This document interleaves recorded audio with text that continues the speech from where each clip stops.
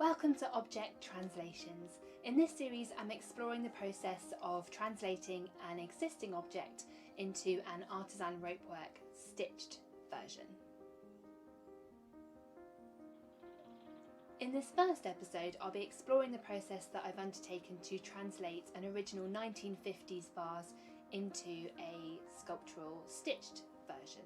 So the object that I'm working with this week is this beautiful 1950s vase, and as you can see it's got this beautiful tulip shape to it with these hand-painted feather motifs, and one of the most striking things about it is the red interior, which I think really finishes off the piece. So there are a lot of elements within this that make it the piece that it is that I need to try and translate into a stitched rope version. So the next step will be for me to plan how I'm going to do this, so I will share a little bit of that process with you.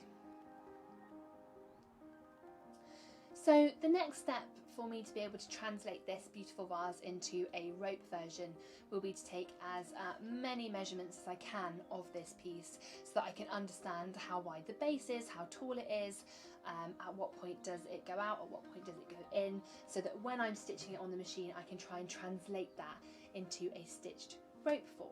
So in order to show that process with you, I will switch over to time-lapse mode so you can see me working at the sewing machine.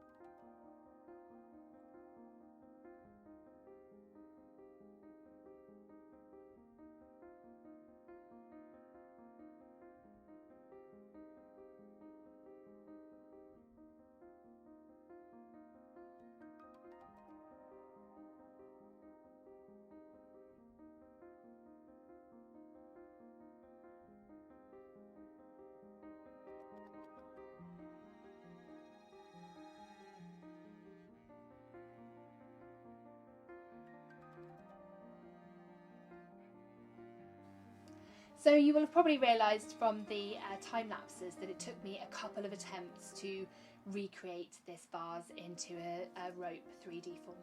So the first attempt that I made, I did with a 3mm cotton rope, and initially I had thought that that would be the right decision because it would allow me a sort of a micro amount of opportunities to change the shape as it went up, because with the original vase I was aware that it changes quite subtly all the way through. The shape is always moving, so I thought it would give me that chance, but it turns out I was completely wrong about that, because what happened was it didn't give me enough structure to work with, so I ended up doing something completely experimental because it totally failed.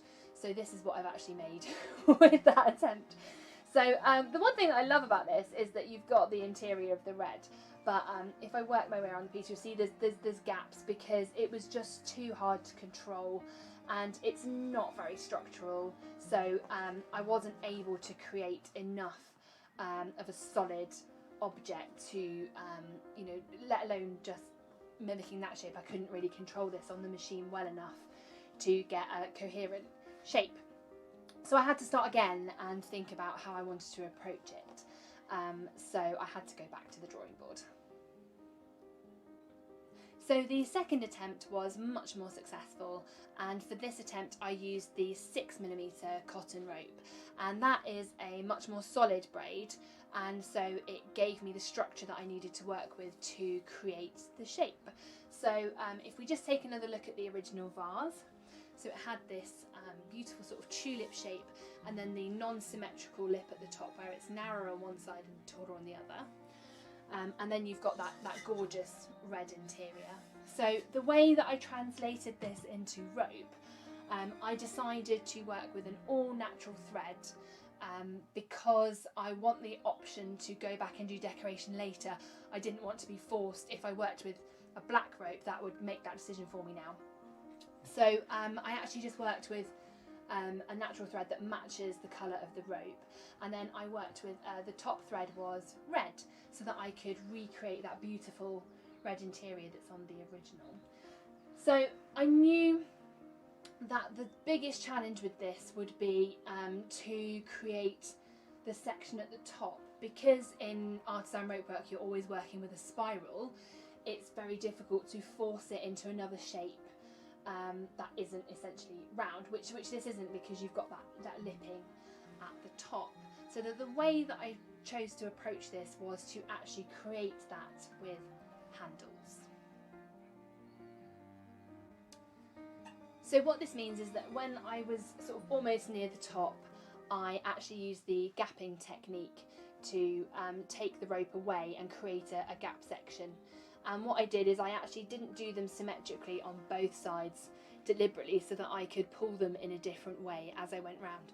So I kept this one as low as possible, so it would still have some form, some sort of hilling. And then on this one I pulled it much harder through the machine to create a bigger arc. So it's definitely an interpretation, because there aren't handles on the original, but it was the most coherent way I could think of to actually create a bit more shape at the top, rather than it just being, you know, flat across there, which is what it would have been, which would have been a more classical vase shape. So I really wanted to be able to try and put that effect into the vase. So my final notes with this one are that working with the 6mm gave me a lot more control over the shaping, without the cotton being so thick that it was going past the shape before I had time to control it. So the 6mm was definitely the most successful for me.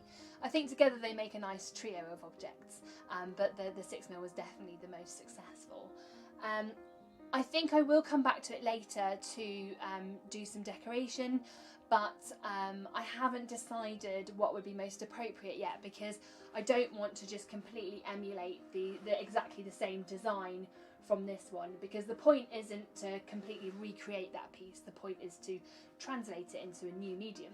So what I'll do is I'll take some time, I'll keep this on my shelf and have a look at it and just gently mull over the best way I think would be to add that extra motif in there. So options that I might look at would be maybe hand painting, perhaps applique, some embroidery, some hand stitching.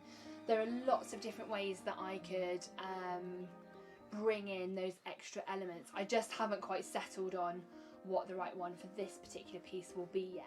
And I've learnt over the years it's not worth rushing those things. If you're not totally sure about something, just sit back on it, let your brain mull it over, and eventually I'll come to a decision about this, at which point I will update you guys on how I approach that. So but in terms of formwork, the piece is completely finished. I am pleased because I did manage to achieve that lovely tulip shape that the original vase did so well, and it has the gorgeous red interior, which I think really makes it. Just on a technical note, if you do top stitch as a different colour to your bobbin stitch, you must get the tension correct, because if you don't, you'll see the thread will be coming through one side or the other, and you won't get that lovely block difference in the outside and the interior colours. So I really hope that you enjoyed this first episode of Object Translations. I will be back soon with another object to be translated.